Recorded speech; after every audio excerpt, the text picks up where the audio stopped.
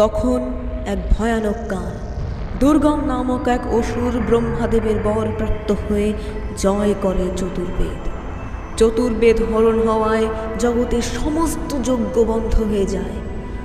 তখন দেবরাজ ইন্দ্র সকল দেবগণ সহ দেবী ও মহাদেবের শরণাপন্ন হন।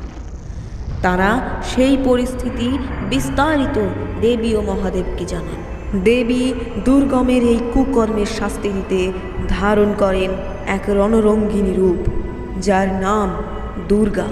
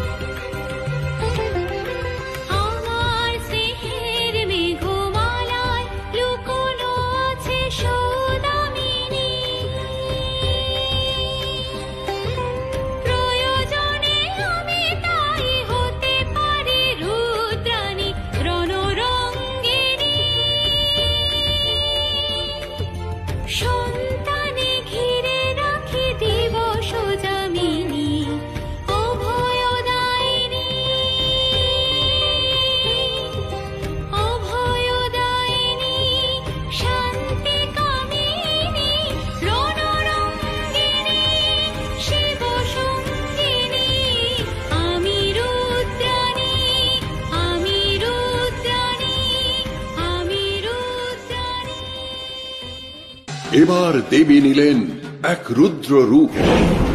দুর্গম অসুরকে বধ করেই যে আমাদের মায়ের নাম হলো দুর্গা, দুর্গতি নাশিনী। দুর্গমকে জয় করেন শ্রী দুর্গা মা। জয় দুর্গা মায়ের জয়। আমাকে হারাবে তুমি শিবের বনিতা? যুদ্ধে যুদ্ধ হোক, চাই না ভনিতা। নারীর সঙ্গে আর কিসের লড়াই? অস্ত্রে প্রমাণ হোক, চাই না বড়াই। পানে পানে ঢেকে দি সূর্যের মুখ। এইবার যাবে কোথা খবর দেবী ভোগ। দুষ্কর্মের চেয়ে বেশি দুর্মুখ, আমার শক্তি কি তা জানে সব যুগ। ক্ষমতা থাকে তো ফিরে নিয়ে এসো আলো, নইলে দেবতাদের ভবিষ্যৎকালো।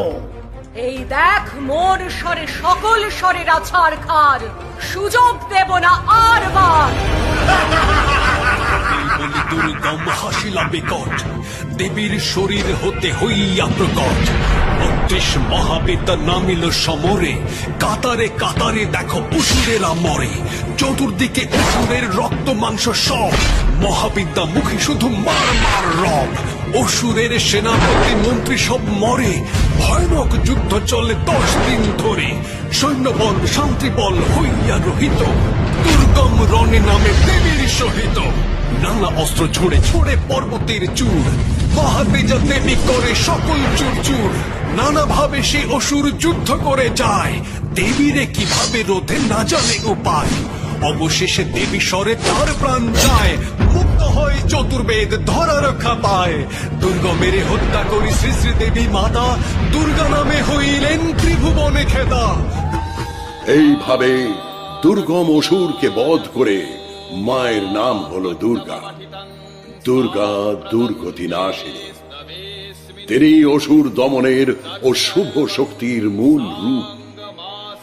মূল রূপে এই দেবী ব্যাঘ্রবাহিনী। দুর্গা শব্দের আরেকটি অর্থ যাকে লঙ্ঘন করা যায় না। আমাদের দেশ মাতৃকা কল্পনার মূলেও এই দেবীর রূপ। দুর্গম তো বধ হলো, চতুর্বেদও ফিরে এলো, কিন্তু জগৎ তো এখনো সংকট থেকে মুক্ত হলো না। চারিদিক শুষ্ক, নেই জল, নেই শস্য, নেই খাদ্য, নেই বৃক্ষ, শুধু আছে শুষ্ক মাটি ও মৃত বৃক্ষ। এই সকলের সমাধান করতে দেবী নেন শতাক্ষী রূপ।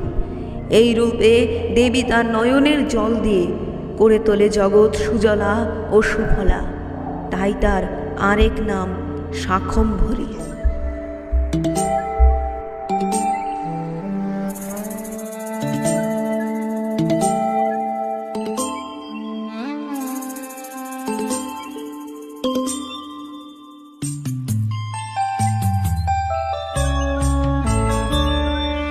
শত নয়নের অশ্রু আমার যায় রে চলে যায়, শত নয়নের অশ্রু আমার যায় রে চলে যায়। তাই হোক যদি নয়নের নদী নতুন প্রাণ জাগায়, যায় রে ছড়ে যায়। শত নয়নের অশ্রু আমার যায় রে চলে যায়।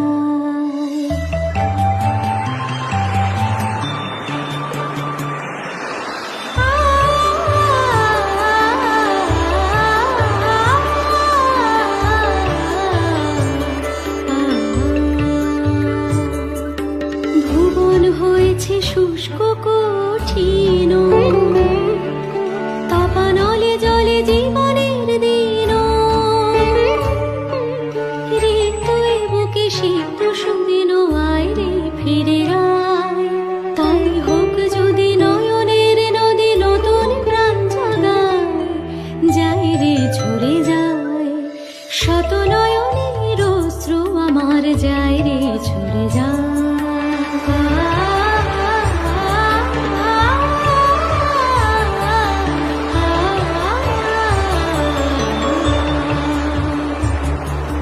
শতাক্ষী নাম সার্থক হবে, সুজলা সুফলা ভূমি হবে যাবে। অশ্রু আমার সার্থক করে প্রেমের বর্ষায়, প্রেমের বর্ষায়। তাই হোক যদি নয়নের নদী নতুন প্রাণ জাগায়, তাই হোক যদি নয়নের নদী নতুন প্রাণ জাগায়, নতুন প্রাণ জাগায়।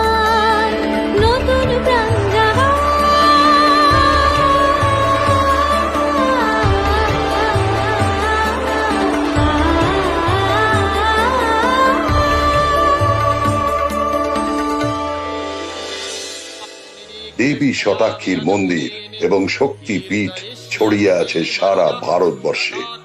সাকরায় পীঠ এবং সাম্ভার পীঠ রাজস্থানে অবস্থিত এবং সাহারান পীঠ উত্তরপ্রদেশে অবস্থিত।